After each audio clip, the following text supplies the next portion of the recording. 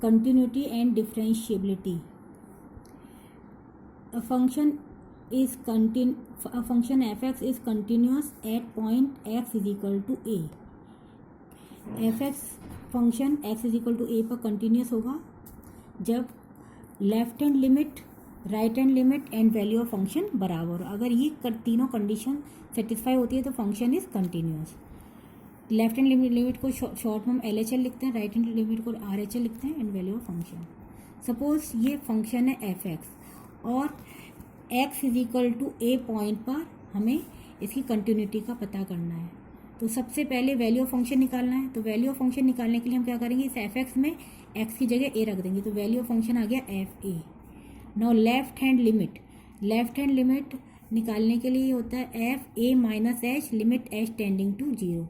ये होगी हमारी लेफ्ट हैंड लिमिट. अगर ये a माइनस h रखेंगे तो लेफ्ट हैंड लिमिट होगी. राइट हैंड लिमिट के लिए a प्लस h, तो limit h tending to 0 fa plus h, ये होगा राइट हैंड लिमिट. तो जब ये तीनों चीज़ें बराबर हो जाए तो फंक्शन होगा कंटिन्यूस.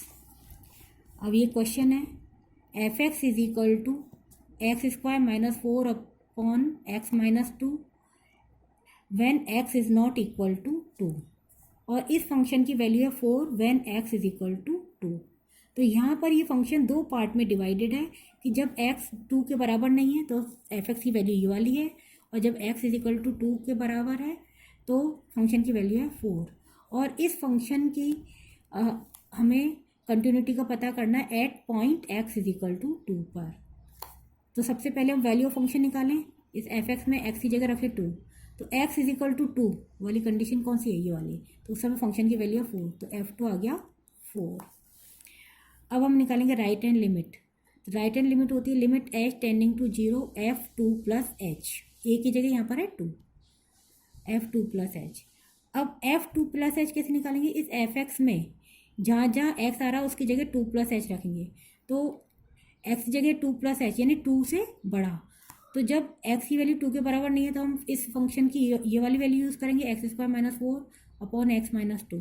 तो f2 प्लस h निकालने के लिए इसमें x की जगह रखना पड़ेगा 2 प्लस h, ये रख दिया. अब 2 प्लस h का होल स्क्वायर खोला तो 4 plus 4h plus h square, और ये minus 4 as it is upon h. ये वाला 4 और ये 4 कैंसिल हो जाएगा. इसको सिंप्लीफाई करेंगे तो यहाँ तक आ जाएगा.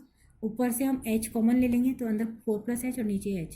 अब h और h कैंसिल हो जाएगा तो ये अगर limit h tending to 0 4 plus h. अब लिमिट लगानी है, जहाँ जहाँ h आ रहा है उसकी जगह 0 रखेंगे तो ये आ जाएगा 4 प्लस 0. जब वैल्यू रख देंगे तो ये लिमिट वाली चीज़ नहीं लिखेंगे, तो ये वैल्यू आ गई 4 plus 0 which is equal to 4. तो लेफ्ट हैंड लिमिट आ गई 4, सॉरी राइट हैंड लिमिट आ गई 4. इसी तरह से लेफ्ट हैंड लिमिट होती है limit h tending to 0 f2 minus h. तो इस fx में जहाँ जहाँ x आ रहा है उसकी जगह हम रखेंगे 2 माइनस h. तो ये रखा, तो ये आ गया. अब इसको होल स्क्वायर को खोलेंगे तो 4 minus 4h plus h square, ये माइनस 4 एज इट इज, ये माइनस h. ये और 4 और माइनस 4 कैंसिल, सिंप्लीफाई करते तो यहाँ तक आ गया. इसको सिंप्लीफाई करेंगे तो ये आ जाएगा. अब h की जगह 0 रखें, लिमिट लगाएंगे तो 4 माइनस 0, तो ये आ गया 4. लेफ्ट हैंड लिमिट भी आ गई 4, राइट हैंड लिमिट भी आई थी हमारी 4 एंड वैल्यू ऑफ फंक्शन भी आया था 4. तो हम कह सकते हैं right hand limit, left hand limit and value of function तीनों चीज़ों बराबर है. तो इसलिए हम कह सकते हैं कि function is continuous at point x is equal to 2. Now differentiability. A function fx is differentiable at point x is equal to c. fx कोई फंक्शन है, ये x is equal to c पर डिफरेंशिएबल होगा यदि right hand derivative is equal to left hand derivative. Right hand derivative को हम short में लिखेंगे RHD से, लेफ्ट हैंड डेरिवेटिव को लिखेंगे हम LHD से.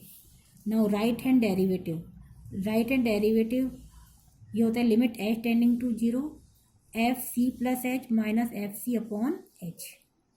ये होगा राइट हैंड डेरिवेटिव. अगर c प्लस h यूज़ करेंगे और नीचे आ जाएगा तो ये right hand derivative. Left hand derivative होता है limit h tending to 0 fc minus h minus fc upon minus h. इधर c माइनस h, इधर माइनस h. एक क्वेश्चन है, सिद्ध कीजिए कि निम्न फलन, यहाँ पे जो फलन है फंक्शन है ये 3 पार्ट्स में डिवाइड है। F x is equal to minus X है when X is less than 0। जब एक्स 0 से कम है तो इस एफ एक्स की वैल्यू है माइनस एक्स। जब एक्स की वैल्यू 0 और 1 के बीच में या बराबर है तो एफ एक्स की वैल्यू है एक्स स्क्वायर। और जब एक्स की वैल्यू ग्रेटर देन 1 है तो एफ एक्स की वैल्यू है x cube minus x plus 1। तो ये फंक्शन हमारा 3 पार्ट में डिवाइडेड है। तो हमें प्रूव करना है कि ये फंक्शन जो है हमारा एक्स इज इक्वल टू 0 पर डिफरेंशिएबल नहीं है, लेकिन एक्स इज इक्वल टू 1 पर डिफरेंशिएबल है। डिफरेंशिएबल को हम कहते हैं हिंदी में अवकलनीय। तो एक्स इज इक्वल टू 0 पर अवकलनीय नहीं है, लेकिन एक्स इज इक्वल टू 1 पर अवकलनीय है। ये हमें प्रूव करना है। सबसे पहले हम x is equal to 0 point पर डिस्कस करेंगे। तो सबसे पहले f0 निकालें। इस एफ एक्स में जहाँ जहाँ एक्स आ रहा है उसकी जगह 0 रखें। तो जब एक्स 0 है तो फंक्शन की वैल्यू क्या है, ये 0 और 1 के बीच की रहेगी। तो f x is equal to है एक्स स्क्वायर।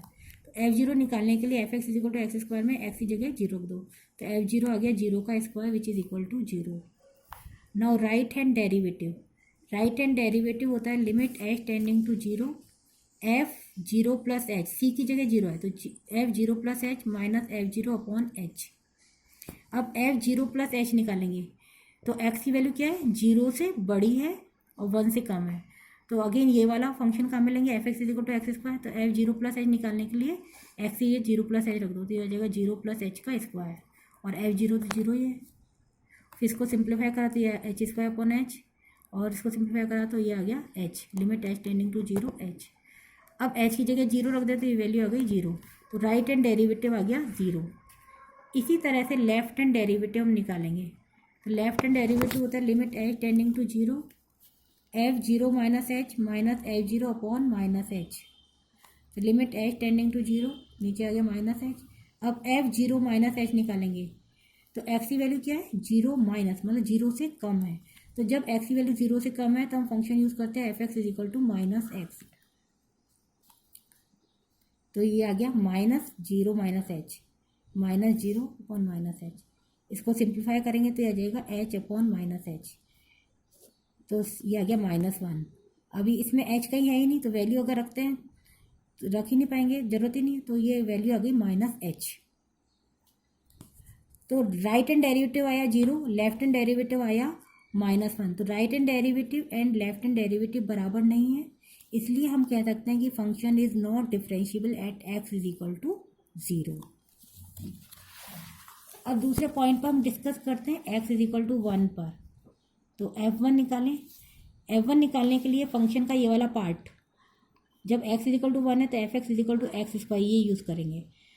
तो इसके अंदर हम x की जगह 1 रखेंगे तो f1 आ जाएगा 1 का स्क्वायर यानी 1। पहले निकालेंगे राइट हैंड डेरिवेटिव। अब यहाँ पर c की जगह क्या है 1, तो राइट हैंड डेरिवेटिव हो जाएगा limit h tending to 0 f1 plus H minus f1 upon H. अब f1 प्लस एच निकालने के लिए एफ एक्स में x की वैल्यू क्या है 1 से बड़ी। तो जैसे ही एफ एक्स की वैल्यू 1 से बड़ी है तो f x is equal to हम ये वाला यूज़ करेंगे। 1 से बड़े वाले में f x is equal to ये वाला है x cube minus x plus 1। तो f1 प्लस एच निकालने के लिए इसके अंदर x की जगह हम रखेंगे 1 प्लस एच। तो ये आ गया हमारा f1 प्लस एच और f1 की वैल्यू होता है 1 और नीचे h। अब इसको हम सिंप्लीफाई करेंगे। सिंप्लीफाई करा, अब ये 1 और ये 1 कैंसिल हो जाएगा, ये 1 और ये 1 कैंसिल हो जाएगा क्योंकि इनके अपोजिट साइन है। इनको सिंप्लीफाई करा तो ये आ गया और ऊपर से h कॉमन ले लेंगे तो h कट जाएगा तो ये आ जाएगा।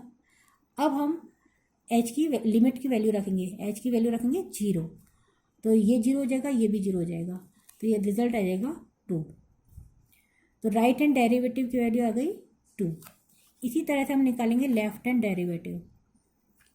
ये होता है limit h tending to 0 f1 minus h minus f1 upon minus h. अब f1 माइनस एच निकालने के लिए x की वैल्यू क्या है 1 से कम। तो अगेन इस एफ एक्स में जब x की वैल्यू 0 और 1 के बीच में है तो एफ एक्स होता है एक्स स्क्वायर। तो f1 माइनस एच हो जाएगा 1 माइनस एच का होल स्क्वायर। तो f1 माइनस एच की वैल्यू हमने यहाँ पे रख दी। अब ये होल स्क्वायर हम खोल लेंगे, ये 1 और -1 कैंसिल, सिंप्लीफाई करेंगे तो ये आ जाएगा, तो ये आ गया 2। तो लेफ्ट हैंड डेरिवेटिव की वैल्यू आ गई 2, राइट हैंड डेरिवेटिव की वैल्यू 2, तो दोनों बराबर आ गया। तो left hand derivative and right hand derivative दोनों बराबर है, इसलिए हम कह सकते हैं कि function is differentiable at point x is equal to 2।